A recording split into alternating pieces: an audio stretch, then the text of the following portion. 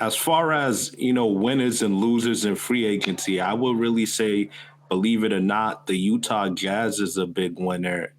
Getting to re-sign Mike Conley and picking up a role player like Rudy Gay. Rudy Gay's the type of veteran role player that gets you 16, 18 points in a random playoff series, and he could defend multiple positions. Getting Hassan Whiteside, I think, as a backup for Rudy Gobert.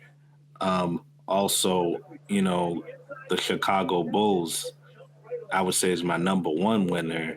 Getting Lonzo Ball, getting DeMar DeRozan to me is really big. If they didn't have that COVID situation towards the end, I really think they probably would have been an eighth seed. Zach LaVine, I believe, got COVID, but now they have a real crew. And, I really think that the sky's the limit for them to be a top four team now. And also, I'll say the Miami Heat came up by, taking PJ Tucker, signing the Morris That was one of twin. my. Yep. Yeah, signing the Morris twin. But and also Kyle Lowry. I think, even though he's 33, I think he has enough in the tank to offer Jimmy Butler, take away some of the load from Jimmy Butler. So I think they really got a grit and grind team. They're going to be a really powerful defense. I still think they need a big man to slide Bam Adebayo to the four. But those three teams I definitely think came up: Chicago, Miami, and Utah. And if Victor can actually come back, star, you know Yeah, that could possibly scare someone out. That could possibly be for somebody. Either Philly, Milwaukee, and maybe even Brooklyn.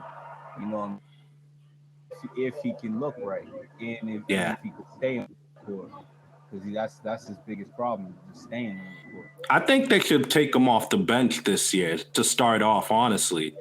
I think you give him a bench role. If he could prove healthy most of the year, maybe you could think about starting him. He could play the two, Jimmy could play the three, and Kyle could play the one. Right? Yeah, But because he. I do like I think I like the lineup to start out with either Tyler Hero or Duncan Robinson in the lineup to balance out space in the floor for those guys. Like they made I think they, even though their adjustments might not be perfect adjustments, that I think they made a vibe with Carmelo and Russell and Dwight Howard. Carmelo is great, man. You don't understand how happy I was about that. I had a feeling it was finally going to happen, but Yeah. wow. When you look at Carmelo too, wasn't you saying like this should have happened years ago? It should have happened. He should have been playing with LeBron like a good 2, 3 years ago, yeah. Say further than that. Even further than that. Like when he was still in his prime, he had chances to, and he for some reason it always ended up like not happening. But this is something that should have happened. This is years in the making, and I This is big. think it's enough. It's enough to get by, because look at everybody else. Kawhi's not gonna be here. They're good, but they're not really that serious. Denver, same thing. Utah, it's a one-man show.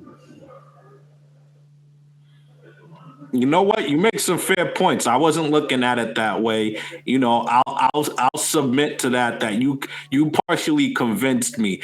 I really still I'm very fearful because of two things: Russell Westbrook's fit and his lack of shooting, and AD's health. Now, if AD could surprise us and play 70 games and not wear himself out into the playoffs and could give you a playoff run, you're right. I think they could cruise to the finals mostly.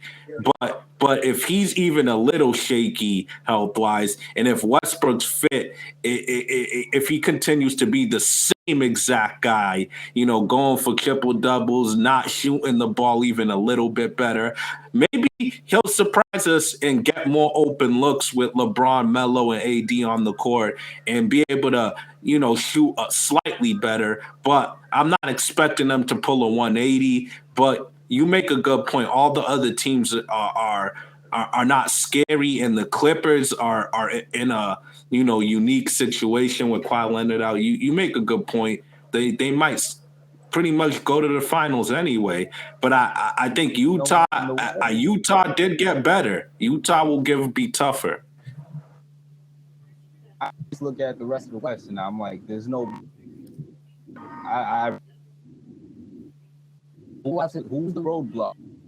The most threatening contenders are in the East when it comes down to it. I would say the favorites ultimately, no matter what, if I have to bet money now, would be, the Bucks out of respect and the Nets, because of who they have and who they are. And them signing Patty Mills, man, it hurts me a little bit, but I understand we have to go younger.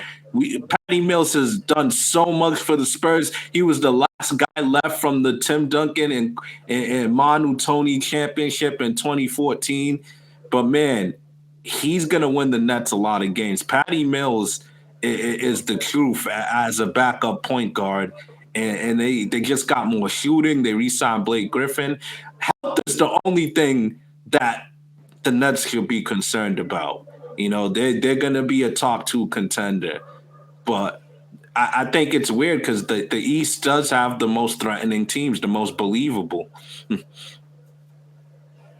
No, right. It's like if and Philly can somehow scale for Simmons, then they might put in that conversation too. And who they can get back, but it's like those.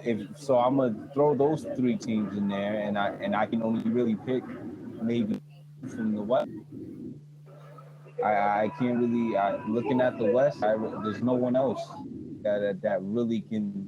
I see finals and like there's no one else. Yeah, I sad to say they all that Phoenix, Denver, Utah category. They all lumped together mostly. It's about who gets hot. They all lumped together, but. What do you think about the? I thought this was really interesting, and I thought it was a nice, smart move. What do you think about?